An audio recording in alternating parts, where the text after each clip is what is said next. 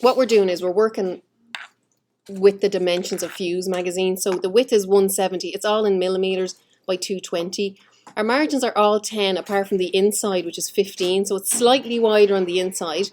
We've 2 columns with gutters of 8, and we've News Gothic is the typeface 9.over11.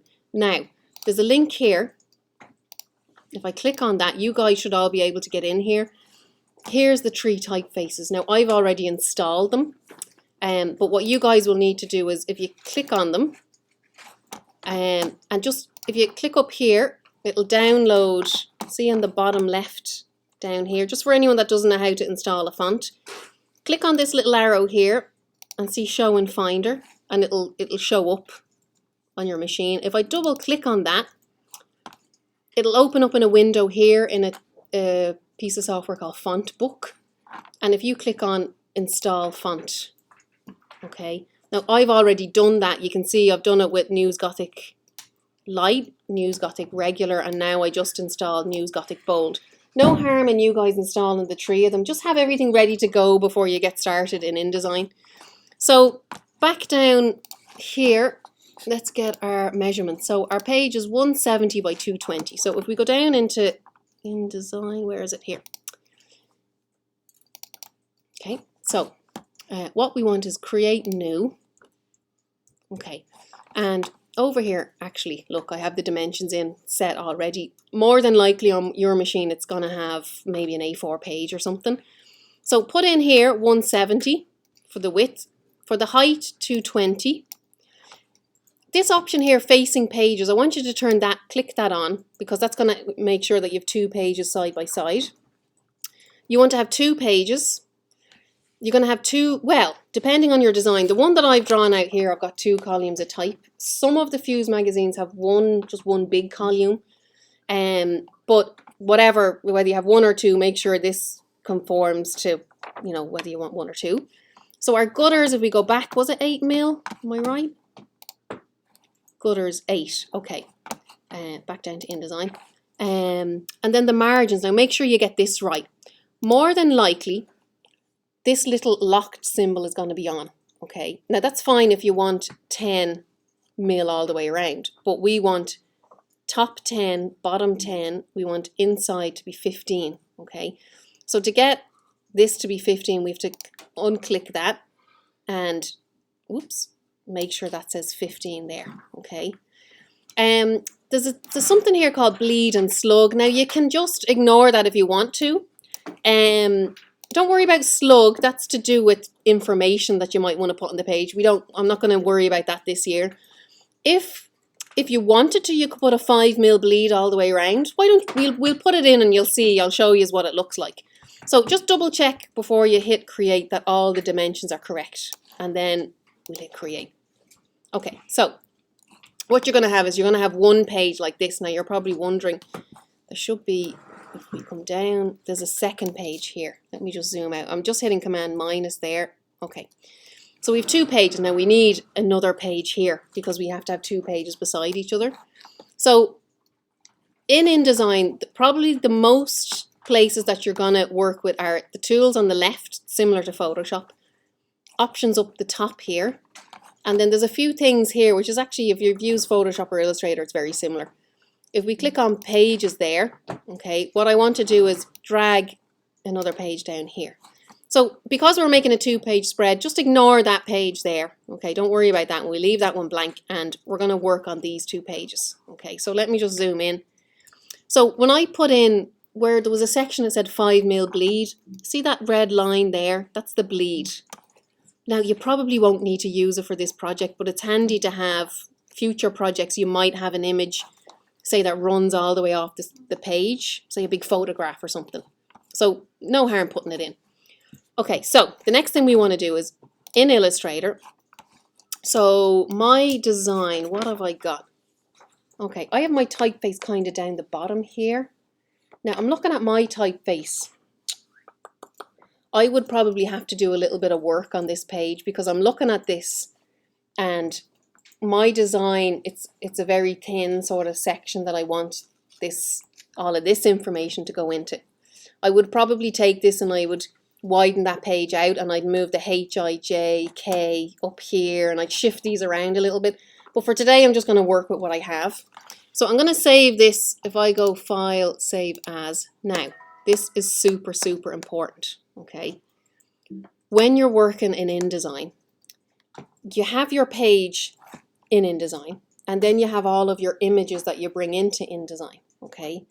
Those images are only linked with your InDesign file, okay? So you need to be super organized when you're working in InDesign.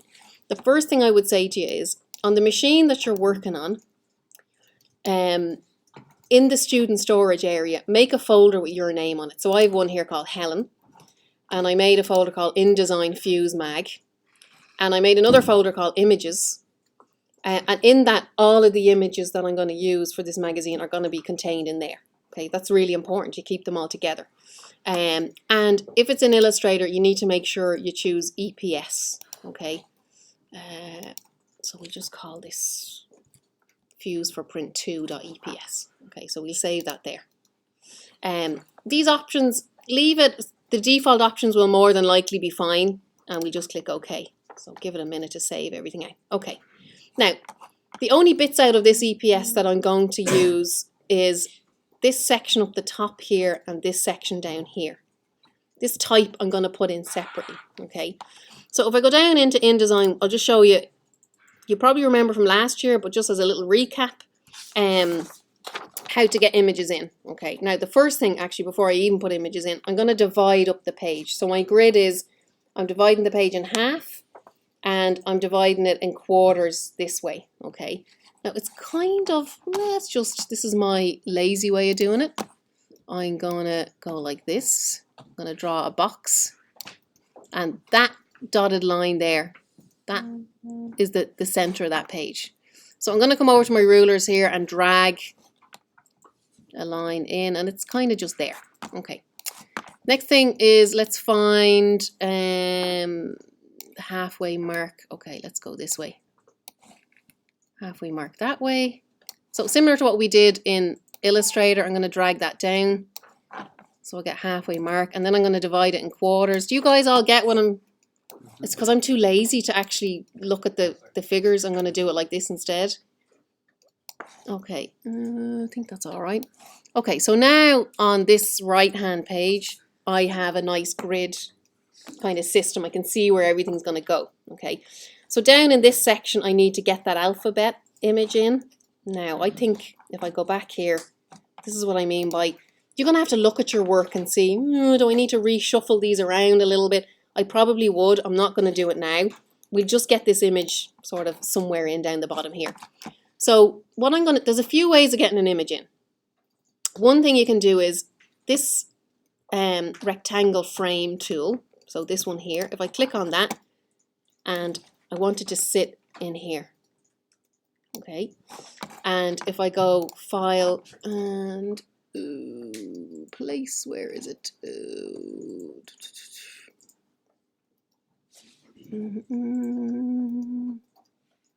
It's Command D. I actually am not entirely sure where it is up here. This is when you get used to doing keyboard. There it is, look. File, Place. It's, if you're looking for it on the keyboard command, it's Command D. You'll kind of get used to like speeding things up by using the keyboard commands. Click on that and let's find our, so fonts 6 for print 2.eps. There it is there. Now it's going to be way too big. You'll see when I put it in. Okay, so there it is, but it's huge. Okay, so apart from this tool, which is for putting your images in, these two tools are quite handy. Okay, now the top one is, if we hover over, it's just the selection tool. If I click on that, it's the same as in Illustrator. It's for if I want to move this round, I decide wherever I want to put it. Okay, that's where that goes. The second tool here, the direct selection tool, so it's a little white arrow. If I click on that and I click on my image, you'll see, can you guys make it out? There's kind of an orange, can you see an orange kind of outline there? That's the edge of that image. Okay, now what I want to do is I'm going to scale that down a little bit. The same applies, you hold Shift and click and drag, and I want, this is what I mean by the shape of this doesn't quite fit in, but sure, not to worry. What I might do instead, I might just make this box a little bit bigger. How about that? And let's click on that, kind of get it. Ah, I don't have a Z. Okay.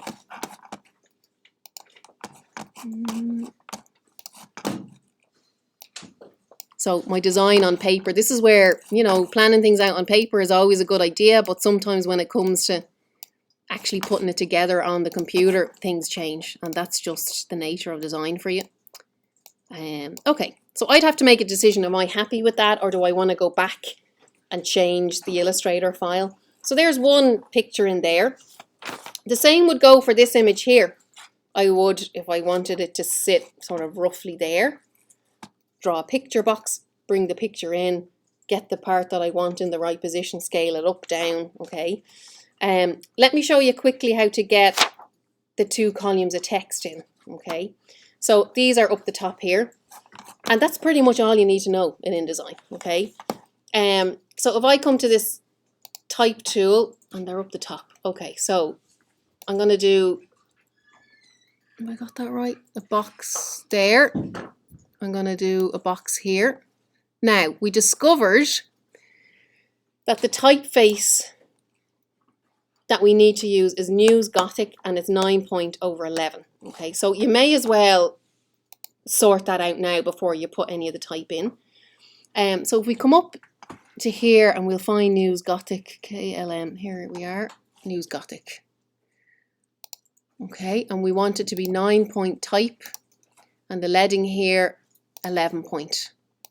Okay, so if we come back down to our Illustrator file, now if you have this typed up in Google Docs or wherever you've got it typed, you can copy and paste it from there. I'm just going to take it from here. I can hit Command C or Edit, copy, come down to InDesign. Let's paste this in and see what happens. If I go Edit, Paste, it should work. Okay, now what happens is I have one text box here which has gone over the line. Let's move that in a bit. And I've got a second text box here. I want the type to run down here and up there. Okay, so the way that I do that is if I click on this box, and if you notice there's a little red, can you see a red square there with a plus on it? If I click that and click up here, the type will run from one to the next. Okay, what's good about that is if I decide, you know, to shift that up a bit, I kind of want those to level, something like that, maybe down like that. Okay, and I'm actually gonna move those down. Let's get them. Okay, and that's pretty good. Let me tighten that up and let's make this all nice and neat. The other thing I need is I'm going to put a heading. So if you look at the Illustrator file, where is it? So we had David Carroll splatter font. Let's take that as a heading. Let's go in here. I'm going to make a separate text box for that. Let's go all the way across and paste that in. Now we want that also, let's make it News Gothic. I'm going to make it News Gothic bold. Let's see what that looks like. And 12 point. Yeah, let's go with that. See what it looks like. And then let's make this red. Now we could just pick any kind of red for now. We won't worry about it too much. Okay. So there, that's kind of coming along quite quickly. I mean, that's nearly there. The only thing I'd have to put in is, why don't we do it while we're here? Let's make another box. Put it, I'm going to put it there. File, place, and what we're looking for is, I'm looking, we could take that whole Z shape. No, let's not. Let's, okay, we're looking for this bit here with all the numbers. Let's scale that down.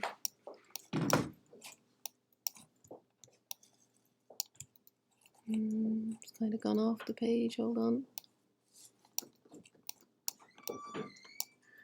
Something like that. It kind of needs to be a bit smaller. Okay, something like that, maybe a tiny bit smaller. Okay, that still needs a lot of work, but it's kind of getting there. Maybe shift, something like that. Okay, that's actually getting there, believe it or not. It's 99% there. I think that needs a bit of work. That's not bad. I'm not sure whether having the numbers there or some other kind of symbol would be better. This whole section here, you would basically do a picture box and insert the picture of the poster that you're going to design in there. Now, the next most important thing is where we save this. File, save as. It has to go nowhere else except the folder. Now, not the images folder, but just the folder next to where all of the images are kept. So I'm going to call this Fuse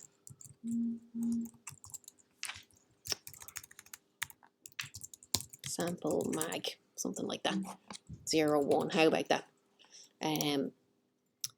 Another kind of good thing, sometimes it's tricky when you're looking at this and you see all the kind of lines and guides and stuff and you're trying to figure out what does it actually look like. There's a little option down here where you can click, hello, okay, there we go. And if you click on preview, it kind of gets rid of all of that. It kind of shows you what it would look like kind of in real life without all of the lines and stuff. So that's kind of handy.